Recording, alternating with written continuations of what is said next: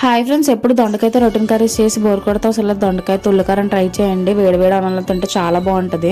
దానికోసం ముందుగా దొండకాయలు అనేవి పొడుగ్గా కట్ చేసుకుని వాటిని హాఫ్ కింద కట్ చేసి పక్క పెట్టుకోవాలి.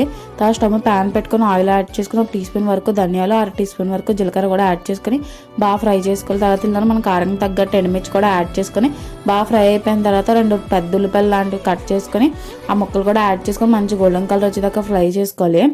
ఇందులోనే సాల్ట్ కూడా అడ్జస్ట్ చేసుకుని యాడ్ చేసేసుకుంటున్నాను అనమాట. కొంచెం చల్లారిన తర్వాత మిక్సీ పట్టేసుకోవాలి. తర్వాత అదే ప్యాన్లో కొంచెం ఆయిల్ యాడ్ చేసుకుని దొండకాయ ముక్కలు ముందుగా కట్ చేసి పెట్టుకున్నాం కదా, అవి కూడా యాడ్ చేసుకొని బాగా ఫ్రై చేసుకోవాలి. మంచి ఫ్రై అయితేనే బాగుంటుంది. బాగా ఫ్రై అయిపోయిన తర్వాత ముందుగా మిక్సీ పెట్టుకున్నాం కదా, పేస్ట్ కూడా యాడ్ చేసుకొని కొంచెం ఫ్రై చేసుకొని నిమ్మకాయ సైజు చింతపండు రసం కూడా యాడ్ చేసుకొని బాగా కలిపేసుకోవాలి. కొంచెంసేపు ఉడికిన తర్వాత స్టవ్ ఆఫ్ చేసుకొని లాస్ట్లో కొత్తిమీర జల్లేసుకోండి.